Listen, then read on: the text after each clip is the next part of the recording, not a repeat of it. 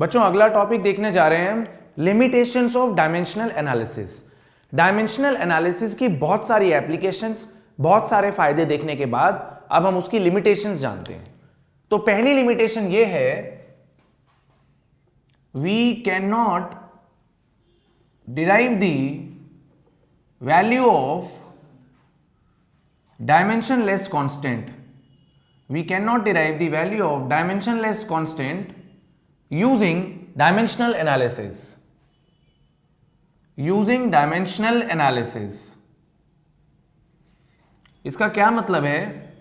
मैंने आपको जब सिंपल पेंडुलम का टाइम पीरियड का फॉर्मूला डिराइव कराया था तब मैंने बोला था ये फॉर्मूला आ रहा है k√L/g और मैंने बोला था एक्सपेरिमेंटली k की वैल्यू 2 पाई आती है। ये जो k है, इस k की वैल्यू हम डायमेंशनल एनालिसिस की मदद से नहीं निकाल सकते, राइट? तो डायमेंशन लेस अगर कांस्टेंट है कोई भी तो हम उसकी वैल्यू डायमेंशनल एनालिसिस की मदद से नहीं निकाल सकते। दूसरी लिमिटेशन ये आ रही है कि डिस्टेंस और डिस्प्लेसमेंट दोनों का डायमेंशनल फॉर्मूला सेम है, लेकिन डिस्टेंस स्केलर है और डिस्प्लेसमेंट वेक्टर है। तो it does not tell, dimensional analysis does not tell about the nature of physical quantity, about the nature of physical quantity, whether it is a scalar or a vector, whether it is a scalar, ये scalar है या vector है, whether it is a scalar or a vector। अच्छा, किसी भी फॉर्मूले में अगर sine theta, cos theta, tan theta etcetera आ रहा है तो हम उसका फॉर्मूला भी नहीं निकाल सकते। If a formula contains trigonometric ratios like sin theta, cos theta, tan theta, etc., we cannot derive such formula. Okay? We cannot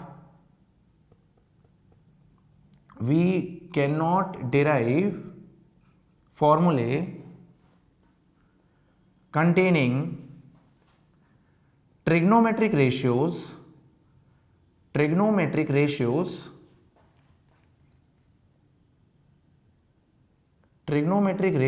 like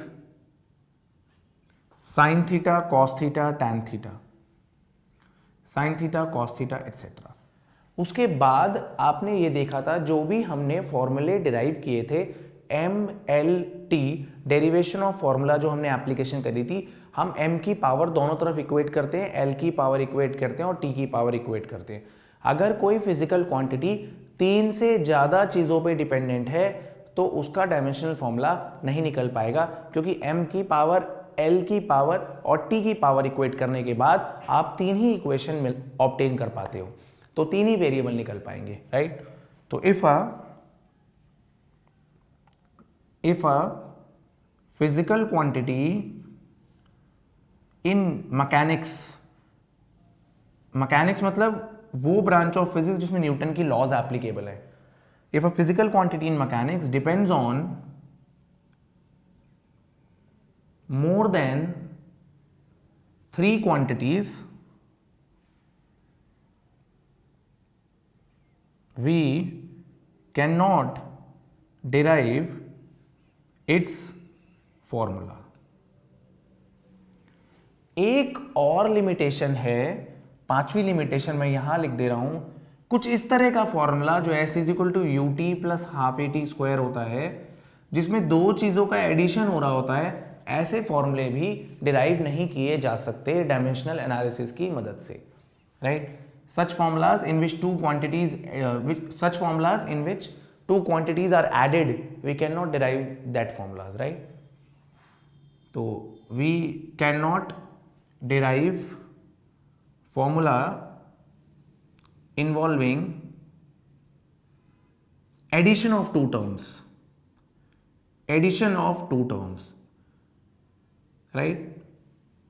5 limitations आ रही हैं। पहली कि डायमेंशनलेस कांस्टेंट की वैल्यू नहीं निकाल पाओगे, दूसरी स्केलर है या वेक्टर है क्वांटिटी ये नहीं पता लगेगा, तीसरी, फॉर्मूले के अंदर sign theta cos theta tan theta आता है तो डिराइव नहीं कर पाओगे ऐसा फॉर्मूला।